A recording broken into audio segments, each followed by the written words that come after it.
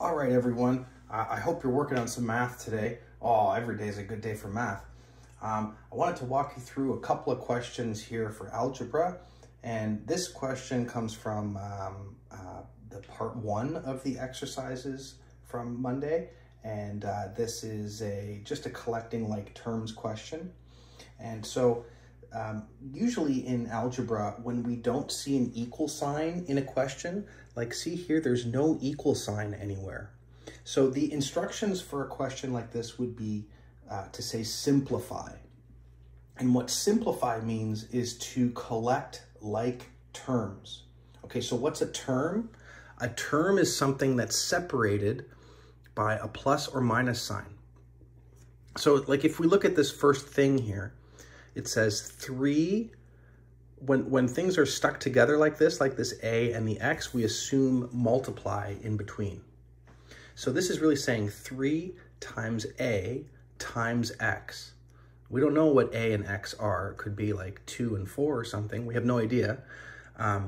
But this is just saying multiply 3 times whatever A is times whatever X is, minus this next bunch of stuff. So because it's separated by a minus sign, we would say that this is a term. And same thing with this 4x, that is its own term. So you can see that there's a bunch of terms here, right? 1, 2, 3, 4, 5, 6, 7 terms.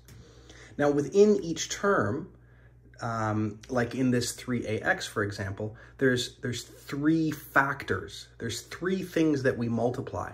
The 3, the A, whatever A is, and the X. So one term can contain several factors, but what we want to do right now is collect like terms. So collect terms that are the same. And you can see right away that there's some things that are the same, right? Like this AX and this AX over here are like terms, and we can group them. This term on the end, 2ax squared, it's similar to these other ax's because it's got the ax, right? But it has a different exponent. This has an exponent of 2 when we would assume that these other exponents are 1. If we don't see an exponent, we always assume it's 1. So this, even though it's got the same letters, it's not a like term with this 4ax, for instance. So I want to group the like terms. So first we can start with the ax's, and maybe to make things easier on myself, I'm going to group them I'm going to put the terms next to each other that are like, and then I'm going to add or subtract them from each other. So first we've got 3ax, and I'm going to take this 4ax, and I'm going to move it next to this other 3ax. But when I do that, make sure to take the sign that's in front of that term. So I'm going to say subtract or minus 4ax.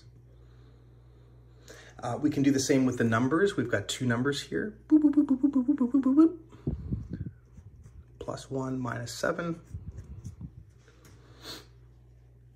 We can group the x's. Minus 4x plus 3x.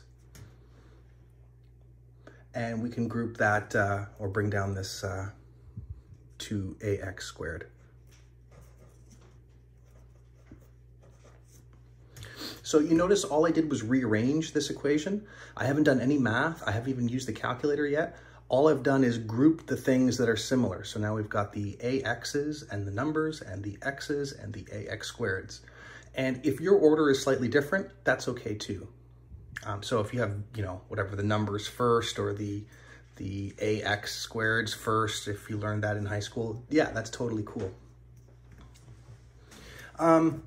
So now I'm going to go and actually solve these things, and just be careful of the signs. So if we don't see a sign, we assume it's positive. You can put those in if you want.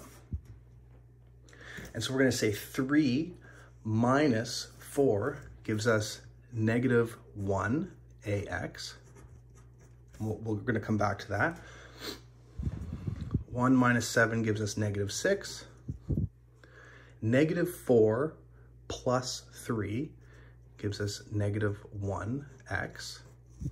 And then there's nothing to add or subtract with that last term, so we'll just say plus 2ax squared. So this is great. Mathematically, this is hundo p perfect. But in math, a lot of the times we don't show the ones before stuff. So kind of like the more legit math answer would be just to show the sign and not the 1. And the same thing with the x.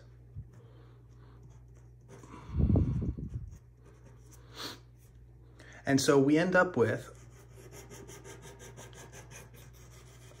a simplified answer to what we had before, right?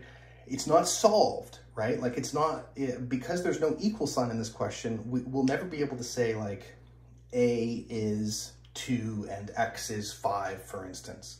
So all it is simplified. We took this kind of more complicated version and cleaned it up and by collecting like terms to just get a cleaner, more concise version of that equation. So that's collecting like terms. Oh my God, it's the best. Oh, I hope you love it. Oh my God.